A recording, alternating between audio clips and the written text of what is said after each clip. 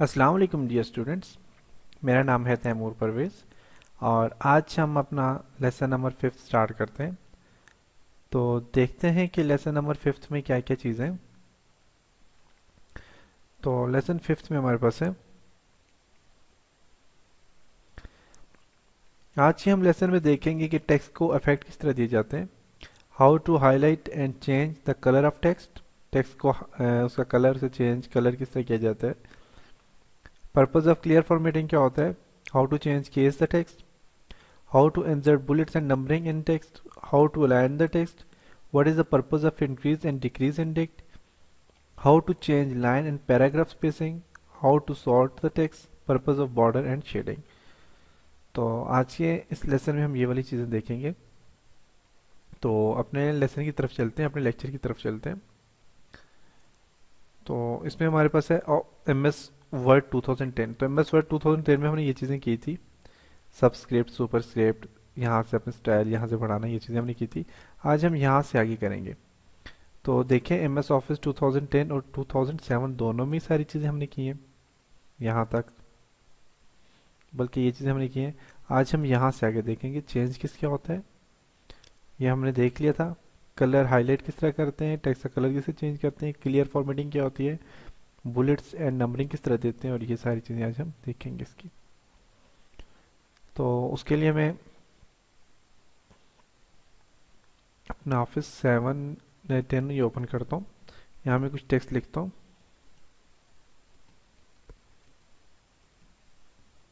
Application software, इसी को select करके मैं कॉपी करता हूँ ताकि मैं कुछ टेक्स्ट को ज़्यादा कर लूँ। Control C copy, control V paste. Select किया इसको, control C copy, enter and control V paste. ठीक है, अब हमने एम एस ऑफिस, ये हमारे पास एक चीज़ है टेक्स्ट इफेक्ट। तो टेक्स्ट इफेक्ट जो है हमारे पास ये ऑफिस 2010 में है, जबकि 2007 में ये चीज़ नहीं है। आपको मैं यहाँ पे देख के आप देख सकते हैं, यहाँ पे टेक्स्ट इफेक्ट यहाँ पे नहीं है, और टेक्स्ट इफेक्ट हमारे पास ऑफिस 10 में है। तो टेक्स्ट इफेक्ट को देखेंगे कि टेक्स्ट इफेक्ट में क्या क्या चीज़ें।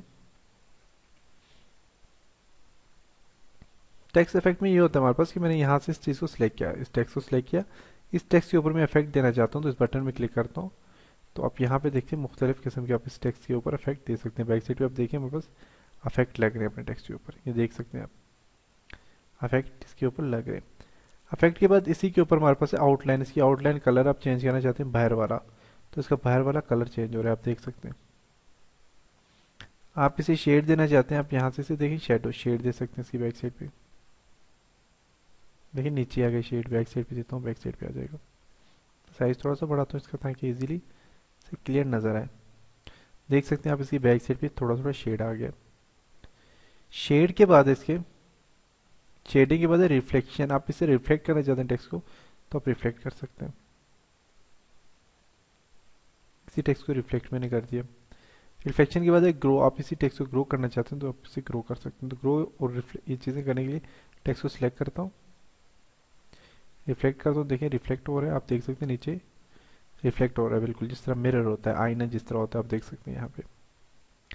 रिफ्लेक्ट के बाद मैं इसी टेक्स्ट को सिलेक्ट करता हूँ, मैं ग्रो पे क्लिक करता हूँ।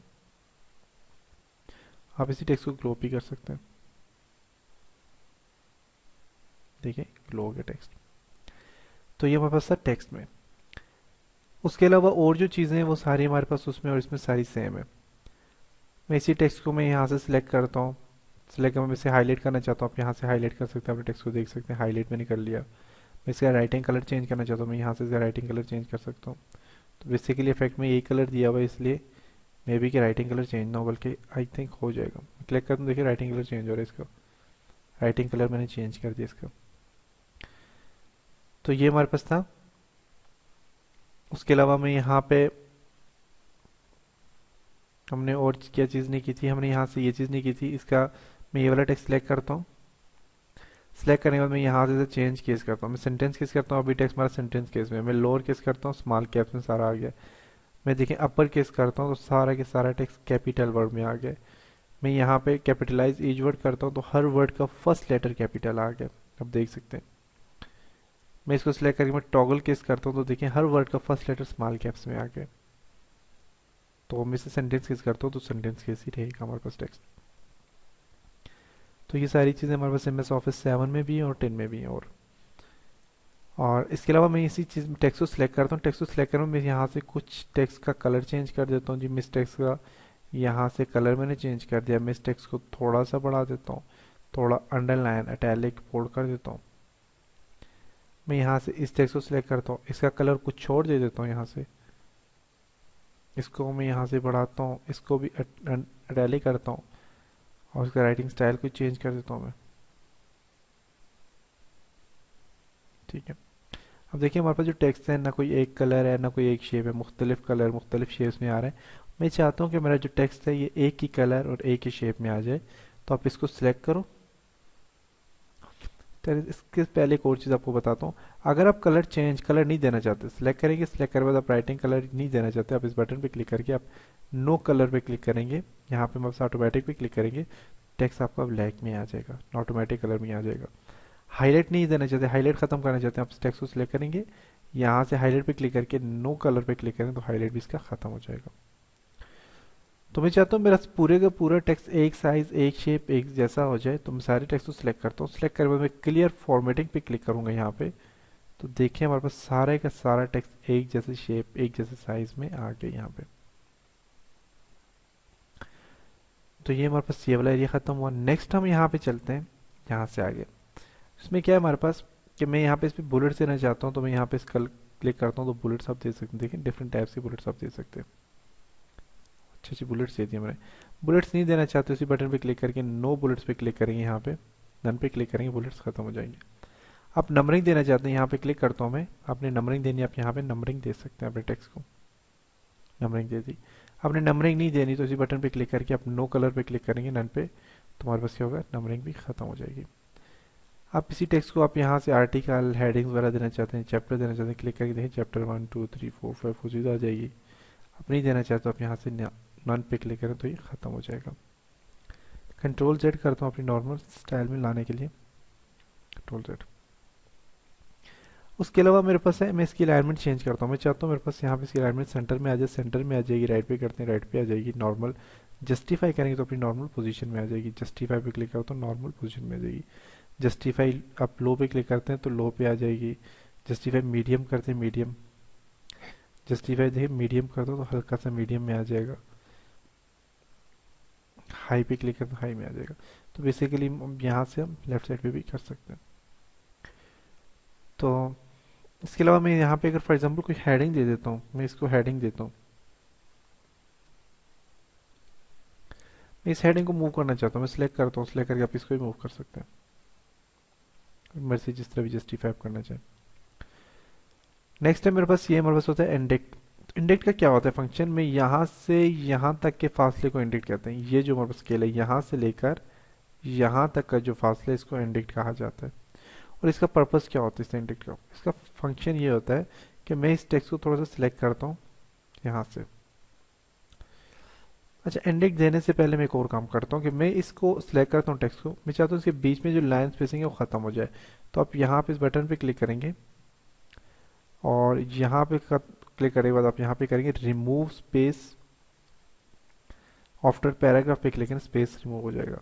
स्पेसिंग 1.0 करते हैं 1.0 आ जाएगी, 1.15 करते हैं 1.15, 2.0 करते हैं 2.0, 2.5 करते हैं 2.1, आपकी मर्जी में 1.0 करता हूँ 1.0 आ जाएगी।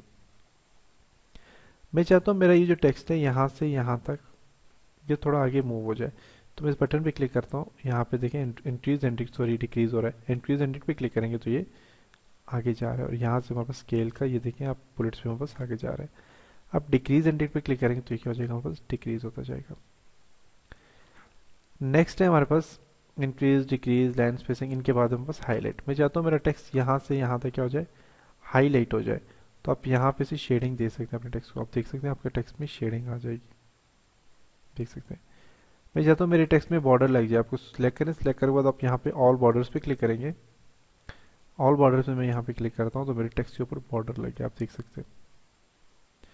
मैं चाहता हूँ ये जो बॉर्डर है इस पूरे बॉर्डर के ऊपर शेड आ जाए, तो पूरे बॉर्डर के ऊपर भी आप शेड दे सकते हैं, देख सकते हैं पूरे बॉर्डर के ऊपर। मैं चाहता हूँ टेक्स्ट का शेड जो है वो ख़त्म हो जाए। टेक्स्ट के शेड को क्लिक करें, नो कलर पे क्लिक करें, टेक्स्ट का शेड क्या हो जाएगा, ख़त्म हो जाएगा। यहाँ से इसको सिलेक्ट करें, इस बटन पे क्लिक करके नो कलर पे क्लिक करें। बल्कि हमने टेक्स्ट का शेड आई थिंक यहाँ से दिया, तो इस यहाँ से भी आप इसके ख़त्म कर सकते, नो कलर पे क्लिक करें, ख़त्म क्यों नहीं हो रहा।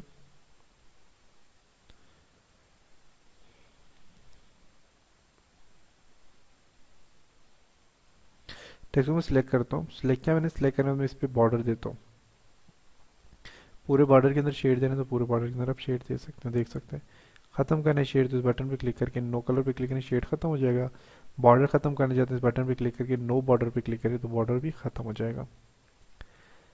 उसके बाद अपनी राइटिंग लिखने के लिए जी, मेरे पास यहाँ पे मैं टेक्स्ट लिखना चाहता हूँ। लिखने के लिए मैं लेफ्ट टू राइट पे क्लिक करूंगा, तो लेफ्ट टू राइट हम यहाँ से लेफ्ट टू राइट लिख रहे हैं, ठीक है, बाय डिफॉल्ट साइज। आप चाहते हैं राइट टू लेफ्ट लिखे, तो राइट टू लेफ्ट आप लिखेंगे, यहाँ पे देख सकते हैं ये राइट टू लेफ्ट लिखा जा रहा है, आप देख सकते हैं। तो ये जो डिफ़ॉल्ट होता है ये लेफ़्ट टू राइट होता है। और ये भी हमारे पास एम एस ऑफिस 2007 में नहीं है, ऑफिस 2007 में है, बल्कि 7 में भी और 10, ये चीज़ दोनों में है, यहाँ पे देख सकते हैं। हमारे पास एक ही चीज़ इसमें नहीं थी, वो था इफेक्ट, टेक्स्ट को इफेक्ट जो देने वो चीज़ हमारे पास नहीं थी, और इसके अलावा सारी चीज़ें। उसके बाद असेंडिंग डिसेंडिंग और शो या हाइड, ये चीज़ें। तो इसका फंक्शन क्या होता है हमारे पास, तो देखते हैं। नेक्स्ट हमारे पास असेंडिंग डिसेंडिंग ऑर्डर के लिए क्या होता है। तो असेंडिंग डिसेंडिंग के लिए मैं एक टेबल बनाता हूँ छोटा सा।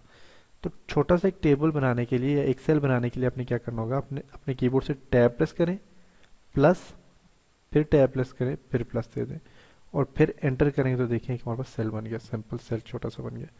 इस सेल में मैं क्या करता हूँ, इस सेल में मैं कुछ डिजिट्स लिखता हूँ। तो मैं यहाँ पे कुछ वर्ड लिख रहा हूँ।